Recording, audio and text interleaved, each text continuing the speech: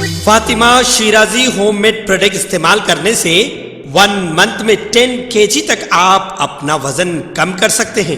سب سے کم دام میں ویٹ لاس کا طریقہ ہمارے یہاں موجود ہے، وہ بھی no side effect, no diet, no exercise کے ساتھ۔ آج ہی کانٹیکٹ کریں Fatima Shirazi home made product سے اور اپنے آپ کو خوبصورت بنائیں۔ Fatima Shirazi home made product, golden heights colony, pillar number 213، Rajendranagar, Hyderabad, 8142877400۔ ناظرین، مزید اپڈیٹس کے لیے KBN نیوز کو سبسکرائب کریں اور ویڈیوز کو لائک اور شیئر ضرور کریں۔ شکریہ۔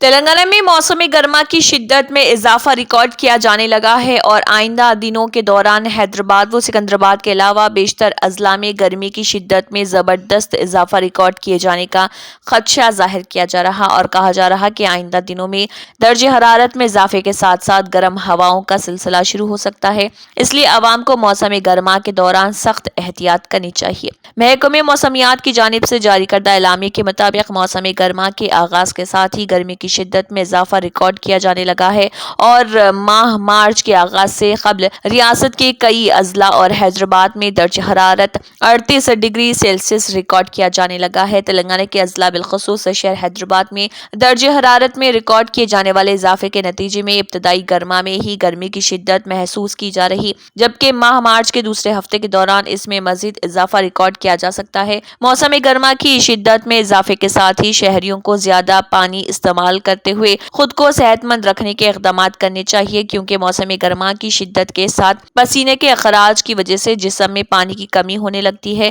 ماہرین موسمیات کے مطابق ماہ مارچ کے دوران درجہ حرارت 40 ڈگری سے تجاوز کرنے کا خدشہ ہے، اس لیے شہریوں کو سخت دھوپ کے اوقات میں گھروں سے نکلنے سے بھی اجتناب کرنے کی ضرورت ہے۔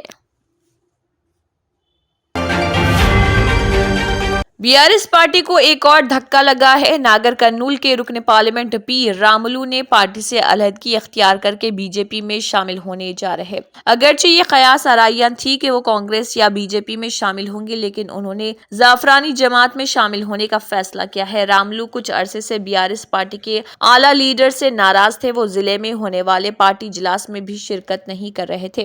ذرائع کا کہنا ہے کہ اپنے بیٹے بھارت کے سیاسی مستقبل کو ذہن میں رکھتے ہوئے انہوں نے BJP میں شامل ہونے کا فیصلہ کیا ہے۔ حکومت نے سال میں 2 مرتبہ ٹیچرز اہلیت ٹیسٹ ٹیٹ منعقد کرنے کا فیصلہ کیا ہے۔ جون اور دسمبر میں لازمی طور پر ٹیٹ امتحان کے انعقاد سے اصولی طور پر اتفاق کیا گیا۔ چیف منسٹر ریونت ریڈی نے محکمہ تعلیم کی تجویز کو منظوری دی۔ واضح ہے کہ national council for teachers education نے ماضی میں سال میں 2 مرتبہ ٹیٹ امتحان کا انعقاد کرنے کے احکامات جاری کیے، جس کے پیش نظر حکومت نے یہ فیصلہ کیا ہے۔ یہی نہیں، ٹیٹ کی مہلت کو 7 سال سے توسیع دیتے ہوئے تاحیات کر دیا گیا۔ اب اسکول اسسٹنٹ کی ترقی کے لیے پیپر 2 میں اہل قرار دیا جانا شرط رکھی گئی ہے، جس سے ٹیچرز بھی ٹیٹ امتحان میں اپنی قسمت آزما رہے، جس سے امیدواروں کی تعداد میں اضافے کا امکان ہے۔ ترقی پانے والوں کو کئی مرتبہ ٹیٹ امتحان تحریر کرنے کی سہولت حاصل ہو گئی۔ اراضی کے بدلے اراضی نہ دینے پر کسان نے سرکاری اسکول کو مقفل کر دیا۔ یہ واقعہ تلنگانہ کے ضلع سنگاریڈی میں پیش آیا۔ تفصیلات کے مطابق ضلع کے موگوڈم پلی میں اسکول کی تعمیر کے لیے کسان بکنا سے 2001 میں حکومت نے 10 گنٹے اراضی حاصل کی تھی اور یہ یقین دہانی کروائی تھی کہ اتنی ہی اراضی اس کسان کو دوسرے مقام پر الاٹ کی جائے گی۔ تاہم 23 سال کے بعد بھی وعدہ وفا نہ ہونے پر کسان نے شدید برہمی کے عالم میں اسکول پہنچ کر اس کو مقفل کر دیا۔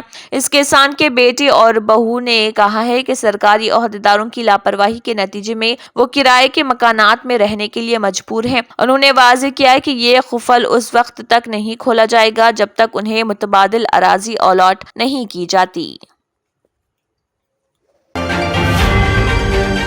تلنگانہ بھر میں انٹرمیڈیٹ امتحانات کا آج سے آغاز ہو گیا۔ ان امتحانات میں سال اول کے 4,78,718 طلباء نے دوسری زبان کے پیپر 1 تیلگو، ہندی، اردو، سنسکرت، عربی، فرانسیسی اور مراٹھی اور کنڑ کا امتحان دیا ہے۔ Telangana state board of intermediate education نے دوسری زبان کے پرچے اول کے سوالیہ پرچے کی قرعہ اندازی میں سیٹ اے حاصل کیا۔ انٹرمیڈیٹ کے سال دوم کے 5,02,000 3260 طلبہ کے امتحانات جمعرات سے شروع ہوں گے۔ بورڈ نے 1521 مراکز بنائے ہیں۔ امتحانات کے انعقاد کے لیے 27900 نگران تعینات کیے گئے۔ Telangana Urdu working journalist federation کے ایک وفد نے صدر فیڈریشن ایم اے ماجد کی قیادت میں میڈیا اکیڈمی کے نئے نامزد صدرنشین کے نواز ریڈی سے ملاقات کرتے ہوئے اردو صحافیوں کے مسائل کے سلسلے میں نمائندگی کی اور انہیں تہنیت بھی پیش کی۔ نائب صدر سید عظمت علی شاہ، سید احمد جیلانی، جنرل سیکرٹری غوث محی الدین پر مشتمل اس وفد نے نمائندگی میں کہا کہ اکیڈمی اردو صحافیوں کے ساتھ بھی انصاف کو یقینی بنائے۔ انہوں نے اردو صحافیوں کے دیرینہ مسائل بالخصوص جیو 239 میں ترمیم، منڈل سطح پر اردو صحافیوں کو ایکریڈیشن کارڈز کی اجرائی، تمام دیگر صحافیوں کے ساتھ اردو صحافیوں کو بھی آروگیہ شری اسکیم کی سہولتوں کی فراہمی، امکنہ اراضیت کے الاٹمنٹ اور دیگر مطالبات پر بھی توجہ دلائی۔ سنواس ریڈی نے اس بات کی یقین دہانی کروائی کہ وزیر اعلیٰ ریونت ریڈی سے ملاقات کے بعد وہ اپنے عہدے کی ذمہ داری حاصل کرتے ہوئے پہلے اجلاس میں اردو صحافیوں کے مسائل کے حل کے بارے میں اقدامات کریں گے۔ تلنگانہ کے ضلع نظام آباد کے ایک اسکول میں تقریباً 38 جڑواں بچے زیر تعلیم ہیں۔ ضلع کے چندور کے ایک پرائیویٹ اسکول میں یہ بچے تمام کی توجہ کے مرکز بن گئے ہیں۔ اس طرح ایک ساتھ ان جڑواں بچوں کو دیکھنے والے حیرت کا شکار ہیں۔ LKG سے 9ویں جماعت تک یہ جڑواں بچے زیر تعلیم ہیں۔ اسکول کا اسٹاف ساتھی طلبہ کے لیے بھی یہ بچے حیرت کا سبب بنے ہوئے ہیں۔ ان کے چہروں پر کافی مشاہبت کے سبب ان کے رشتہ داروں اور ان کے پڑوسیوں کے ساتھ ساتھ ٹیچرز کو ان کی شناخت کرنے میں دشواری ہوتی ہے۔ ان میں سے بعض طلبہ نے کہا ہے کہ جڑواں ہونے پر انہیں کافی خوشی محسوس ہو رہی۔ اس اسکول کی وائس پرنسپل کرن شری نے کہا ہے کہ ان بچوں کی شناخت میں بعض اوقات الجھن ہوتی ہے۔ انہوں نے کہا ہے کہ ان کے بھی خود کے جڑواں بچے ہیں جس پر وہ ان بچوں کو دیکھ کر کافی خوش ہوتی ہیں۔ اسکول کے ٹیچر پرساد نے کہا ہے کہ ہر سال ایسے جڑواں بچوں کی تعداد میں اضافہ ہو رہا۔ ناظرین، دولت تو بہت لوگوں کے پاس ہوتی ہے مگر صرف چند ہی لوگ ایسے ہوتے ہیں جو اس کا صحیح استعمال کرتے ہوئے لوگوں کے دکھ درد بانٹنے کا حصہ بنتے ہیں، اور ایسے ہی لوگوں کی وجہ سے کئی خاندانوں میں خوشیاں لوٹ آتی ہیں اور وہ ضرورت مندوں کے کام آتے ہیں، جن میں ممتاز ہندوستانی تاجر اور انسانی دوست فیروز مرچنٹ کا شمار ہوتا ہے، جنہوں نے متحدہ عرب امارات UAE میں ایک بار پھر بڑے دل کا مظاہرہ کیا ہے۔ 2.5 کروڑ روپے ادا کرتے ہوئے متحدہ عرب امارات کی جیل میں قید 900 قیدیوں کی رہائی میں غیر معمولی رول ادا کرتے ہوئے کئی ہندوستانیوں کا دل جیت لیا ہے اور ہر طرف فیروز مرچنٹ کی واہ واہ ہو رہی۔ فیروز مرچنٹ سونے کے زیورات کے تاجر ہیں اور پیور گولڈ جیولرز کے مالک ہیں۔ 66 سالہ فیروز مرچنٹ 2008 میں قائم کیے گئے دی فارگٹن سوسائٹی پروگرام کے تحت بڑے پیمانے پر خدمات انجام دے رہے، سماجی اور عوامی خدمات کے ذریعے قیدیوں کی واجب الادا رقم ادا کرتے ہوئے قیدیوں کی جیل سے رہائی میں مکمل تعاون و اشتراک کر رہے۔ فیروز مرچنٹ نے گزشتہ چند برسوں کے دوران متحدہ عرب امارات کی جیلوں سے 20,000 سے زیادہ قیدیوں کو رہا کرایا۔ ان میں کئی قیدیوں کو اپنے اپنے گھر جانے کے لیے سفری ٹکٹ کا بھی انتظام کیا۔ فیروز مرچنٹ 2024 تک 3,000 قیدیوں کو جیل سے رہا کرانے کا منصوبہ تیار کرتے ہوئے کام کر رہے۔ اسی پروگرام کے حصے کے طور پر اس سال اب تک 900 قیدیوں کو رہا کرایا گیا ہے۔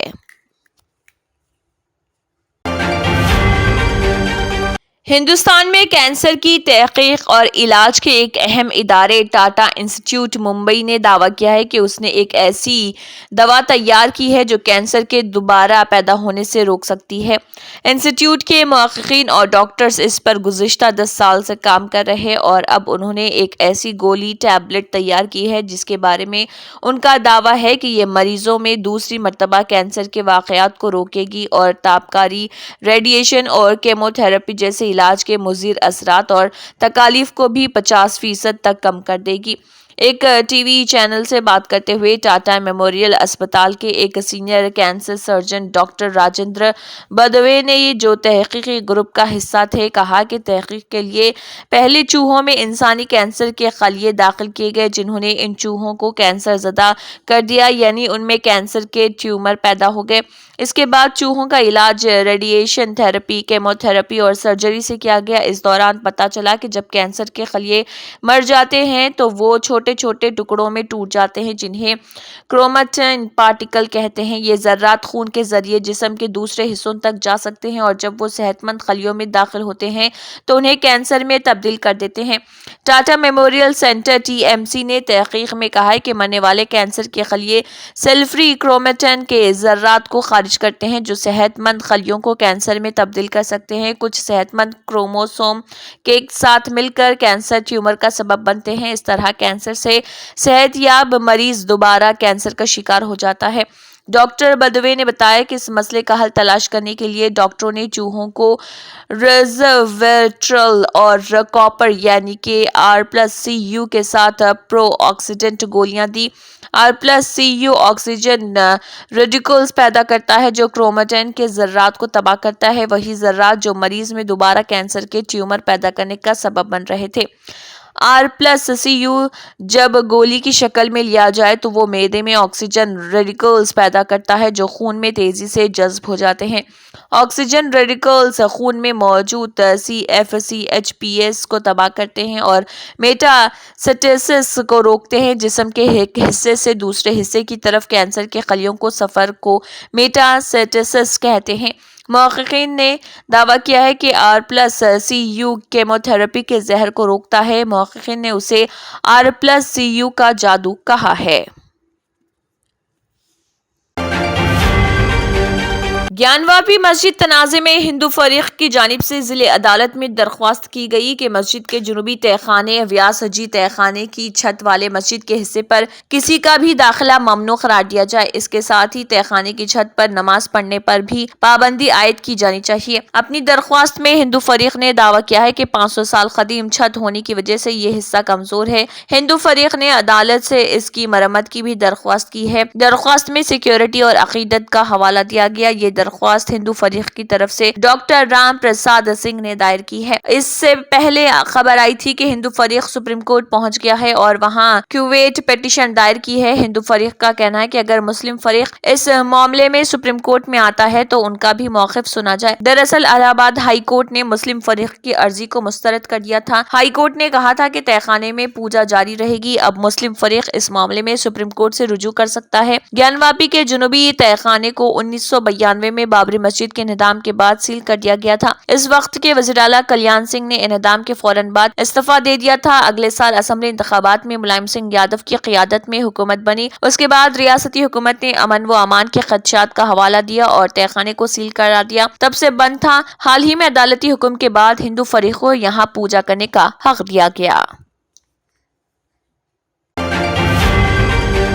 نیوزی لینڈ کی حکومت نے کہا ہے کہ وہ نئی نسل کے لیے تمباکو کی فروخت روکنے کے لیے اس پر پابندی عائد کر رہی۔ اس طرح نیوزی لینڈ تمباکو پر پابندی عائد کرنے والا دنیا کا پہلا ملک بن جائے گا۔ رپورٹ کے مطابق نیوزی لینڈ کی حکومت کی جانب سے تمباکو کی فروخت پر پابندی کا اطلاق جولائی میں کیا جائے گا اور تمباکو پر پابندی کے سخت ترین قوانین کے تحت 1 جنوری 2009 کے بعد پیدا ہونے والے بچوں کو فروخت پر پابندی ہوگی۔ پابندی کے تحت سگریٹ نوشی میں نکوٹین کی تعداد کم کرنے اور ملک میں تمباکو فروخت کرنے والے کی تعداد 90 یا اس سے زیادہ کم کی جائے گی۔ نیوزی لینڈ میں اکتوبر 2023 میں منتخب ہونے والی حکومت نے تصدیق کر دی ہے کہ قانون میں تبدیلی ہنگامی بنیاد پر ہوگی اور سابق قانون عوامی رائے لیے بغیر ختم ہو جائے گا۔ نائب وزیر صحت کیسے کوسٹیلو نے کہا ہے کہ اتحادی حکومت سگریٹ نوشی کم کرنے کے لیے پرعزم ہے، لیکن اس عادت کی حوصلہ شکنی کے لیے مختلف قانونی طریقہ اپنایا جا رہا اور اس کے نقصانات کم کیے جائیں گے۔ کوسٹیلو نے کہا ہے کہ میں جلد ہی کابینہ سے ایسے اقدامات کی منظوری لوں گا جس سے لوگوں کو سگریٹ نوشی چھوڑنے کے لیے مددگار وسائل میں اضافہ کر دیا جائے گا اور نوجوانوں کو تمباکو سے دور رکھنے کے لیے قوانین مزید سخت کیے جائیں گے۔